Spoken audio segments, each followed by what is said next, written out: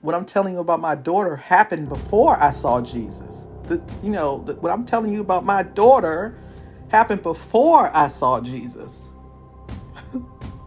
That's before I even saw Jesus. So, anyway, so that Bible I told you about that the missionaries brought to my door, I sent somebody for that. I sent somebody for that Bible at home, and they brought it back to me. And I started reading inside of that Bible. And one of the things I saw in that Bible, it talked about adultery. It talked about certain things. I will kill your children.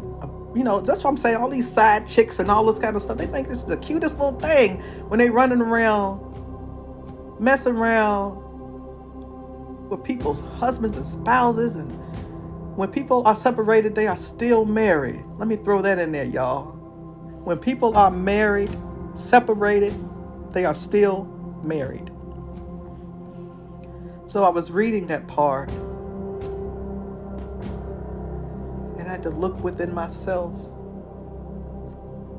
to see why we were in the hospital.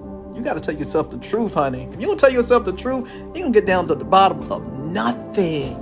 You're just going to stay in your same rut by you sitting around lying about being depressed, lying about what you are and what you're not doing, lying about this, lying about that. The truth will set you free, baby.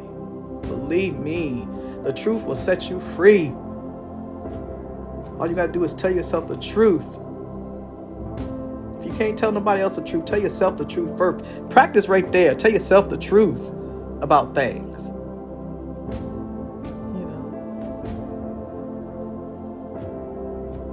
So, I'm not afraid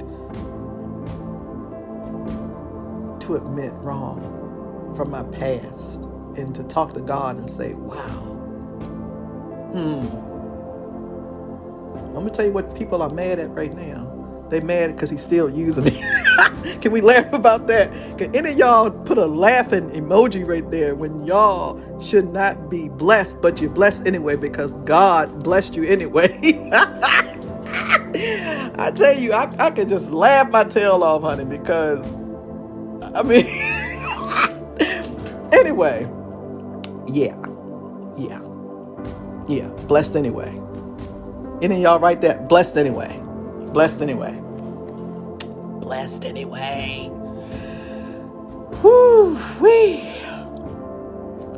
Hey, Casey. Yeah. So I didn't see Jesus until a year later, when I was really, really, really, really, really, really, really sick. By that time, I was really into God because of what I see him do for my daughter. I was like, my daughter is healed after I prayed and stuff like this. So, that's what I'm into. That's what I'm into now. So sometimes when you get into something, your past and the people from your past they can't get with that. They want you to be like you were when you was around them. But see, the old me was not working, because that's not what I was born to do. So when you're not born to do a thing, it's not going to feel right. And God's going to do what he has to do to bring you to the understanding. Even if you have to use your children, he's going to bring you to the understanding on what you're supposed to be doing in your life. He may not speak to you verbally, but even if he's not going to speak to you verbally, he'll speak to you. He speaks in all kinds of ways. You just have to pay attention.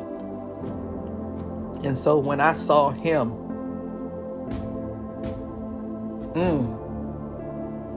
I tell you, when I saw him, it was down by the riverside, because I was staying at a place called Riverside. Ain't that crazy?